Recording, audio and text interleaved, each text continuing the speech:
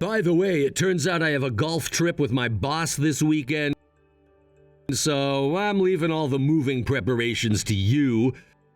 There seem to be a lot of procedures to take care of, so make sure you handle it properly. Wait, what? Are you serious? We talked about how this weekend would be hectic with the move. And now you're saying you've scheduled a trip? Well, it's with my boss, you see. He invited me, and there's really nothing I can do about it. But that's not acceptable. It's work-related, and you could have declined the invitation. Don't you think it's important to prioritize family during such a difficult time? Hey, don't speak ill of my boss. He's just looking out for me. I want to get promoted, you know. You understand that, right? I can't keep catering to your whims all the time. My whims? Are you kidding me? This is about our family. It's an important matter. I can't understand how you could even think this way. Why did you agree to go on this trip? I'm the one who can't understand your reasoning. Are you saying I should prioritize you over my job? Seriously, you're acting like a tyrant. It's kind of scary. That's not what I'm saying. Look, Derek, you've been acting strange lately. Ever since we decided to buy a new house, your attitude has changed. You never used to talk like this. What? You're imagining things. I'm working hard to support our family. You should also try to understand my perspective and make some effort. Well, I'm trying my best too. I'm working hard for the family, just like you. If that's the case, then you should be able to understand me too. So instead, I'll have my parents help out. You could take care of everything else yourself. And by the way, I'm heading out for a drinking party now. Wait, another drinking party today? You said you would be home for dinner. I've already cooked. Come on, Derek, are you even listening to me? This is getting ridiculous. Look, this is just how it is. I need to maintain good relationships with my boss and colleagues. You know how important networking is in my line of work? This trip could lead to future opportunities, and I can't just turn it down. But what about the move? What about us? I thought we were in this together. Don't you care about how stressed I am about all these preparations? It feels like you're putting your job before our family. I understand that it's stressful, but there are things I need to do to secure our future. The new house is a big step for us, and I want to ensure that we're financially stable. Sometimes sacrifices have to be made. Sacrifices? Is that what you call it? Sacrificing time with your family for a golf trip? I thought we agreed to work together to make this transition smooth for everyone involved. I feel like I'm the only one invested in this process. You know that's not true. I'm doing this for all of us. Can't you see that? I'm trying to build a better life for us. It's not just about the golf trip. It's about my career progression. Derek, your career is important, but so is our family. I need you here with me. I can't handle this alone. I thought we were partners, but lately it feels like you're just going through the motions. Your absence during such a critical time is not just disappointing, it's heartbreaking. Look, I get it, and I do care. I want what's best for our family, too. But you have to understand the pressures I'm under. I'm juggling a lot right now. I want to make sure we have everything we need for our new home and our future. I appreciate that you're trying to provide for us, but what good is it if you're not present? I don't want a life filled with material things if it means sacrificing our time together. I just need you here, supporting me as I navigate this process. I promise I'll be there for you once I return from this trip. It's just a weekend after all. We can tackle the moving preparations together once I'm back. Just give me this time. You don't seem to understand. A weekend feels like an eternity when I'm dealing with everything on my own. I thought we would be sharing these moments, and instead I'm left here to manage it all. It's not fair. I know it seems unfair, but you have to trust that I'm doing this for us. I promise it will pay off in the long run. The more effort I put into my job now, the more secure our future will be. Trust? It's hard to trust when I feel like I'm not a priority in your life. Every time you choose work over family, it chips away at that trust. You might not realize it, but it creates a rift between us. I never meant to create any distance. I care about you and our family more than anything else. I hope you can see that this trip is just a small part of the bigger picture. I just wish you'd see things from my perspective for once. I need you here. Not just physically, but emotionally. It's disheartening to feel like I'm going through this alone. I'm sorry you feel that way. I'll do my best to make it up to you. I'll make sure to be more involved once I'm back. Can you give me that chance? I'll try, but it's difficult. I want to believe that you care, but actions speak louder than words. Please, just think about how your choices affect us. I will, I promise. Just hang in there a little longer. All right, Derek. But I really hope you understand how much this means to me. I need you, especially now. I promise I'll be back before you know it, and we'll tackle everything together. Just try not to worry too much while I'm away. Okay, I'll do my best. But please, think about what I've said. I will. I promise to do better.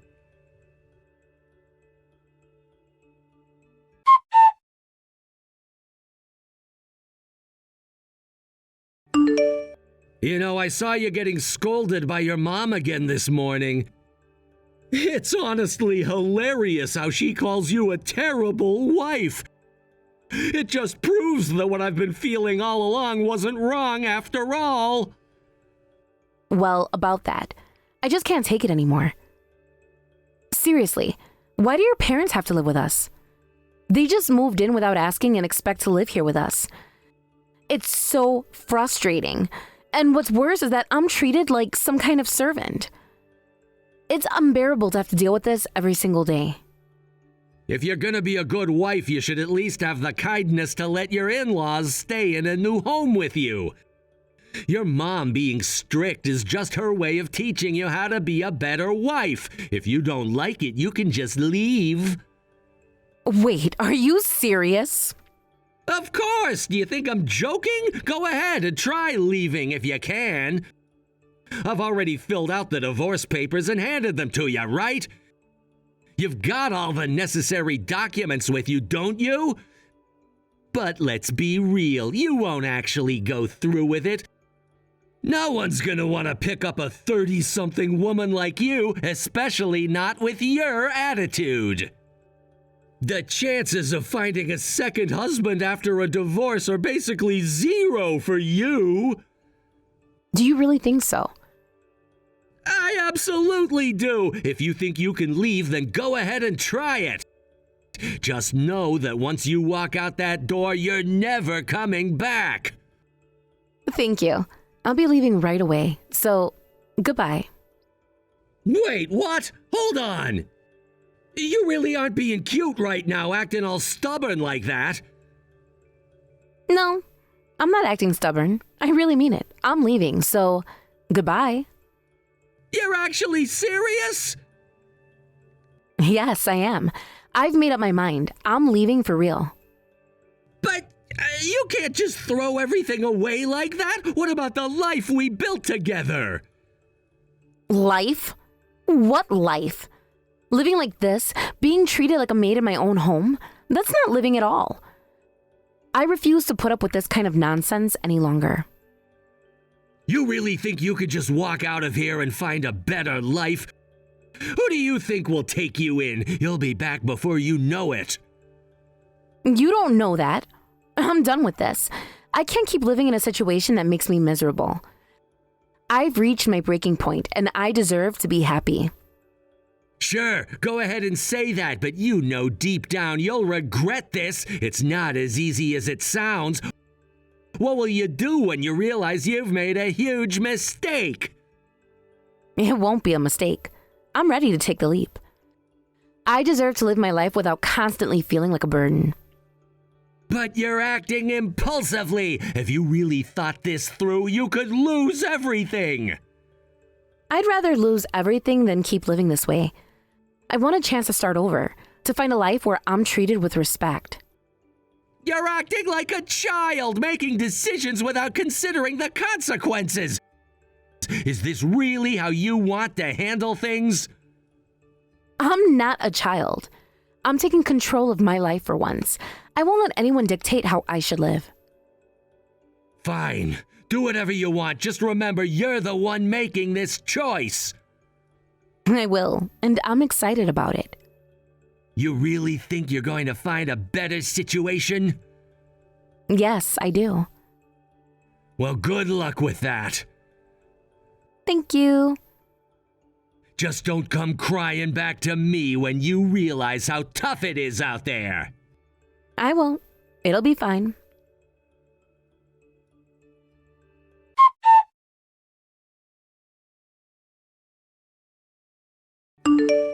Hey, Hadley, where the hell are you? Get back home right now. What? We're divorced, remember? So can you stop giving me orders? You don't have that right anymore. What do you mean? You haven't paid the mortgage even once! Am I supposed to pay for everything now? Yes, that's the case. Is that shocking to you? This is your house where you and your parents are living, right? It's only natural that you should pay the mortgage for your own home. I don't understand. Weren't you the one paying for it? No, I wasn't. I noticed something was off with you, and I thought it was strange. So I decided to hold off for a bit and trust my instincts. And sure enough, your parents moved in. To make matters worse, they seem to think I'm some kind of servant, using me however they please, while you're just as useless. I have no money to pay for the happiness of such people. What the hell? I thought I could happily live here because you bought the house. My parents were really happy about it too. I submitted the divorce papers and changed the ownership to your name at that time. Since you haven't paid the mortgage even once, it's all on you now. If you want to keep living here, you should just pay the mortgage yourself. It'll be a tough road ahead, but your paying the mortgage will allow you to maintain your family's happy lifestyle, right? You should completely abandon any naive thoughts about needing my help. You just need to figure it out on your own. There's no way I can afford that. I have various expenses besides my family. Huh? That's just being spoiled. You've been depending on me all this time while using all your money for your own whims. From now on, you'll have to handle everything yourself, from your parents to the mortgage. If you can't do that, then you should give up on having a happy life. It's impossible. I want to go golfing with my boss too. There's no way I should have to pay the mortgage. I didn't buy the house with this in mind. Then you should reflect on your actions.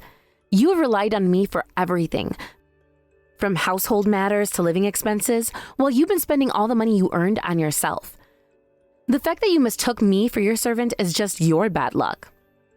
What can I do about that? You're the one who's capable and can handle everything. And you don't have any expensive hobbies, so why can't you manage this? I just made you cook because you said you enjoyed it. You've been able to do what you like, right? Huh? Get your facts straight, you jerk. I won't happily cook meals for a worthless person like you who does nothing for the family.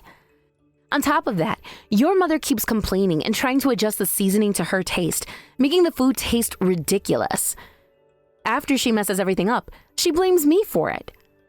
You've always been on your mother's side, and if you thought I was enjoying cooking in that environment, then your perception is completely off. That's awful. You didn't have to say all that. I'm just working hard and using that money to have some fun. If I can't get along with my mother, it's your fault. In that case, I'll also use the money I earn for myself. I can't keep spending money on groceries for your parents and wasting my time cooking. I won't be paying the mortgage for a house where such people live comfortably anymore. Why do you have to say it like that? Fine, let's have a talk about this. Talk face to face with your parents. If we do that, we'll definitely be able to understand each other better. Understand each other? That's impossible. And even if we could understand each other, what would that accomplish for me? There's no benefit for me in that. What you want is an understanding. You want to keep using me as your servant to your advantage. You just want to manipulate me, but your words don't resonate with me at all. Why would you think that? I wouldn't bother contacting you like this if I didn't want to try again. I wouldn't send a message like this if I didn't want to get back together. I don't want to get back together with you, and I'll say it clearly. You just want to make me your servant again. Your methods are sickening, and don't think I'm clueless about everything. What are you talking about? You'll understand eventually. Now, let's break this down a bit more. I can't believe you have the audacity to act like this after everything that's happened between us. I remember when we first moved into this house, I thought it would be a fresh start for both of us. But then your parents moved in and everything changed. I felt like I was being suffocated. You might not see it, but it felt like my life was no longer my own. I was constantly walking on eggshells, trying to please everyone but myself. Do you even realize how it felt to have your parents dictate what goes on in our home? It was supposed to be our sanctuary, a place where we could create our own memories and build our lives together. Instead, I was stuck playing the role of a housekeeper and a servant. And what did you do? You just sat there, enjoying the perks while I dealt with the mess. You acted like it was all fine, and that everything was normal. But deep down, I was drowning in the situation. I tried talking to you about it, but you brushed me off. You'll get used to it, you said. They're just trying to help. Help? What kind of help is it when I'm the one who ends up doing all the work? I felt so alone in that house, alone in our relationship. The fact that you didn't see that really hurt me. And now you come here, demanding that I pay for a house I don't even want to live in anymore. You've got to be kidding me. You act like I owe you something. Like I should feel grateful for the life you've given me. Newsflash, I'm not grateful. I've spent too long putting up with your selfishness and your parents' interference in our lives.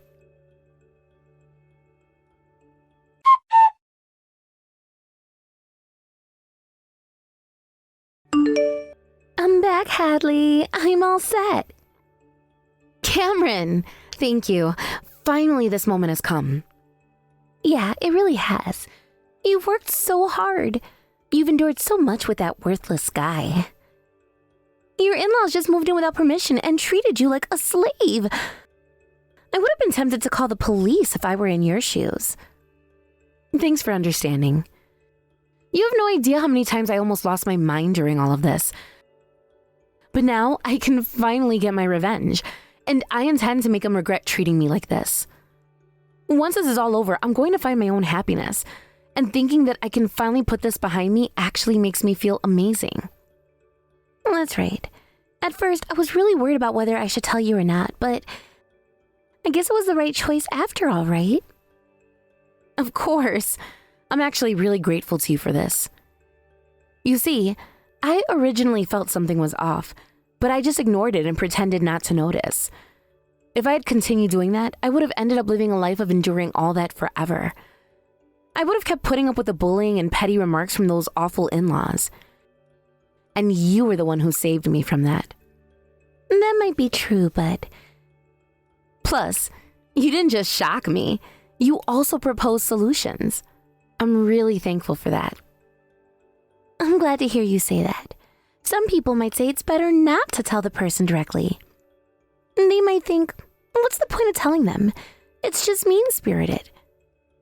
But with everything you've been struggling with regarding your own parents, I wanted to show you that this family dynamic is strange. And I wanted you to be happy with someone who truly deserves you. Yeah, I can definitely feel that sentiment. Thank you for always thinking about me. You've really helped me a lot with the situation. Just a little bit longer. I appreciate your support.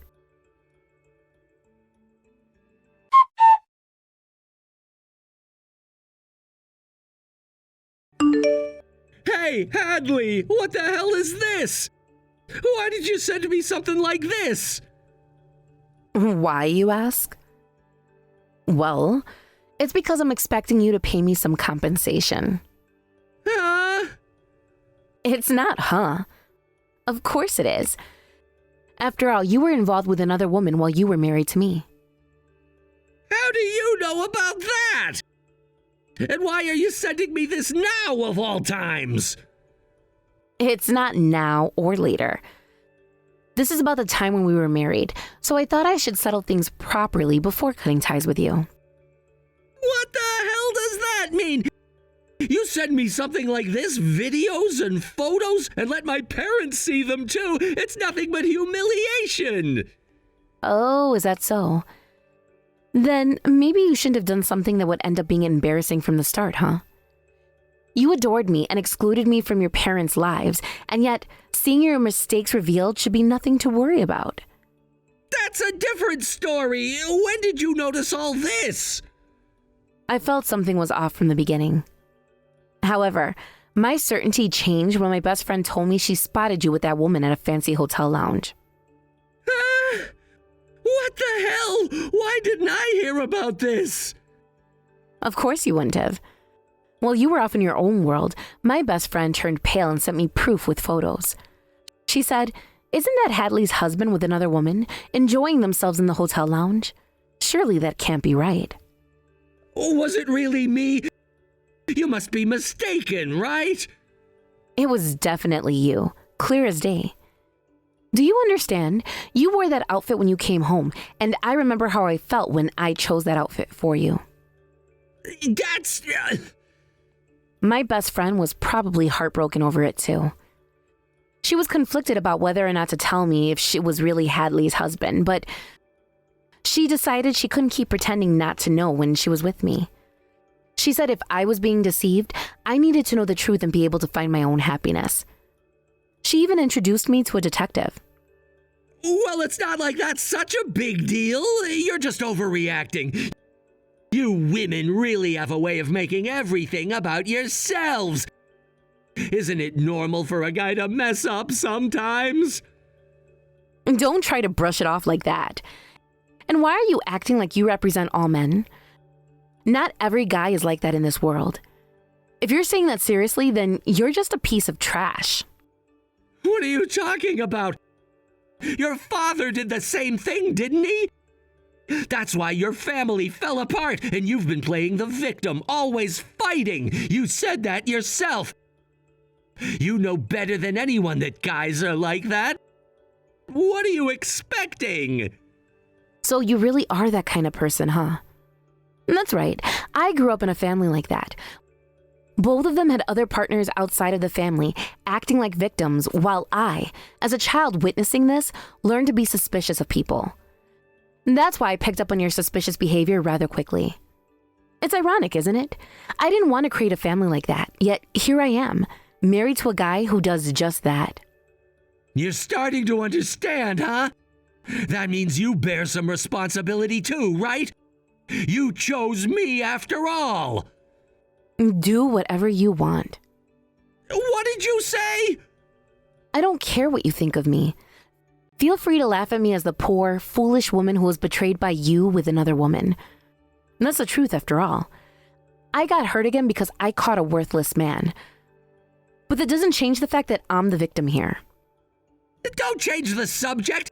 You chose me on your own, so realize that you were wrong and that it's your fault your husband was taken away by another woman. And just keep quiet. Don't do any more unnecessary things. So I'm telling you, do whatever you want. I already knew you were the self-centered type of guy. And that's why I believe getting a divorce was the right choice. So I was prepared for you to come back at me like this. What? Do you even understand? So stop exaggerating. Whether or not to make it a big deal is up to you. I sent the same incriminating documents to your girlfriend too. Today is your day off, so I'm sure you two are fighting right now. Huh? Hey, no way. You're not serious, are you? Of course, I am serious. I fully intend to demand a hefty compensation from you. You freely expressed your theories, but it's great that you admitted it yourself and gave a proper statement. Now I have more evidence, and there's no way I'm losing. Hey, wait! You didn't set me up, did you? You don't need to worry about that. I've got everything prepared so that even if you don't admit it, it's all good. But I'm glad I was able to hear your opinion. Now that I know for sure you're a piece of trash, I can crush you without any hesitation. No, wait! Getting others involved is really too much! We were the married couple, right? We should solve this ourselves! I said too much! I'll apologize properly! Your apology isn't worth a single penny. You're the one who did something wrong, so you're the one who's going to face the consequences. No matter how much self-centered nonsense you try to lay out, the one who will be laughing in the end is me. You've tormented me for so long. Now it's time for you to pay for your sins and fall into hell.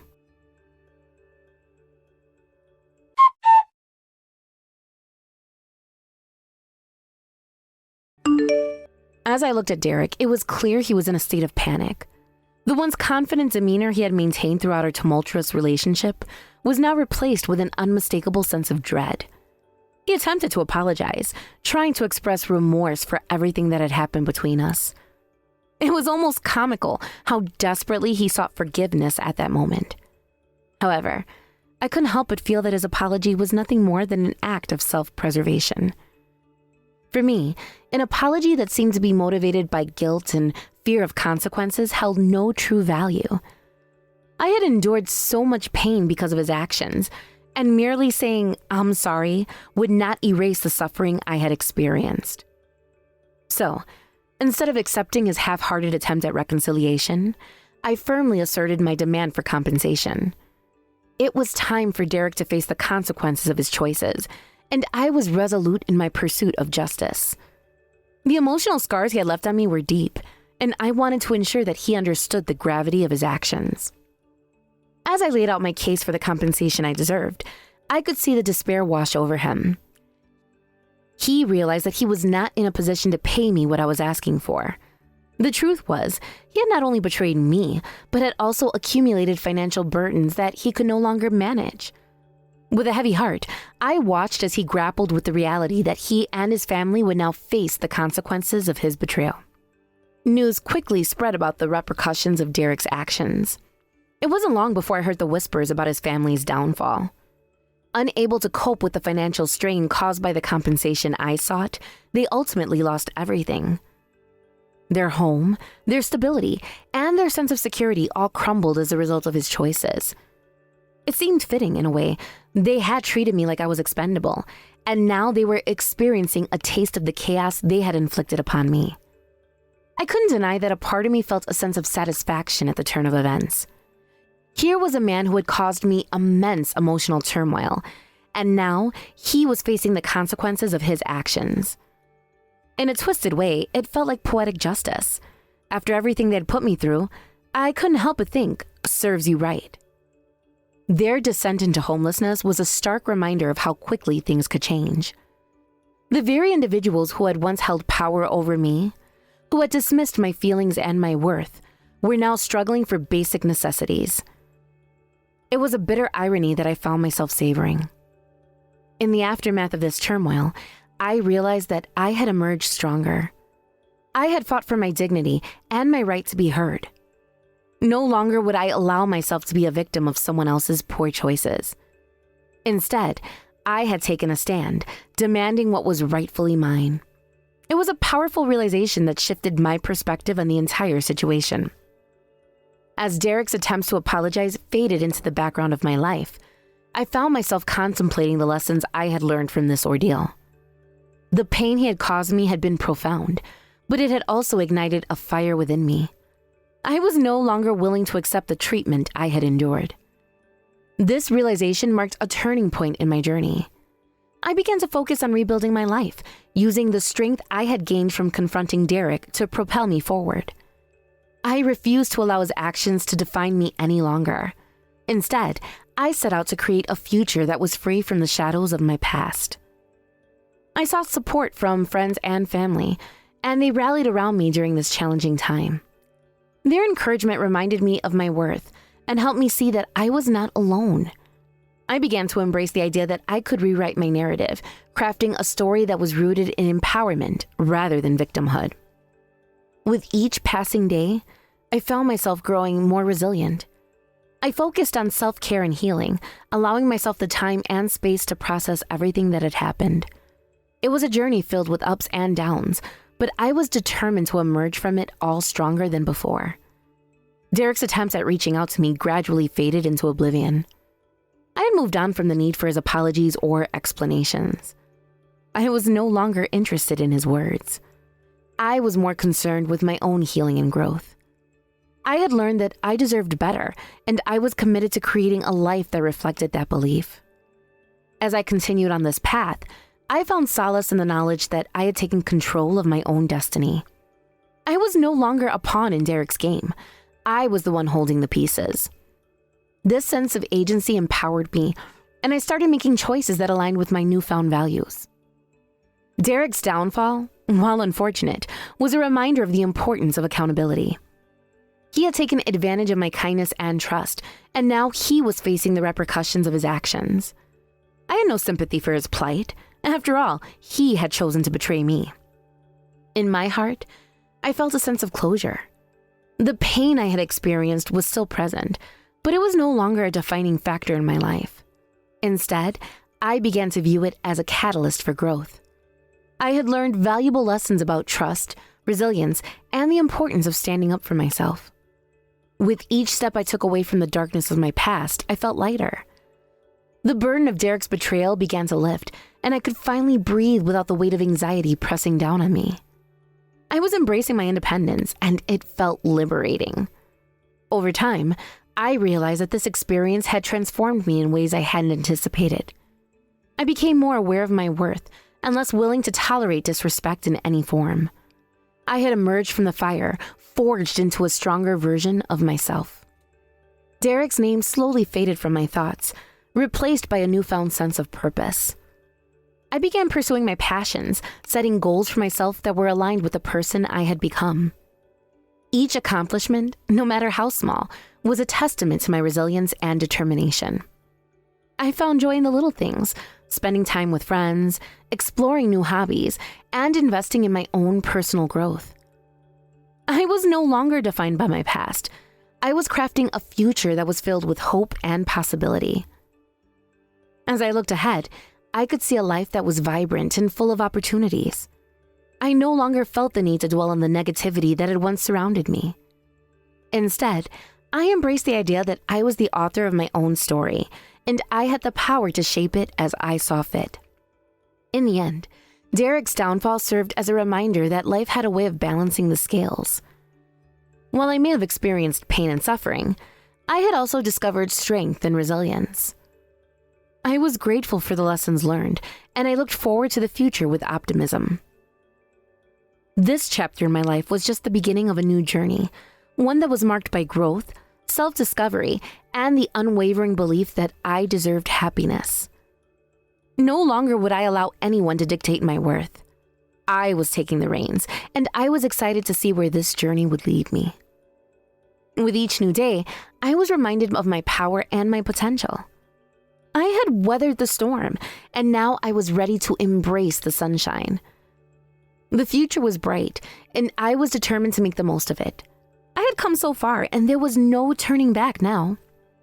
In this newfound sense of freedom, I found the courage to explore uncharted territories of my life.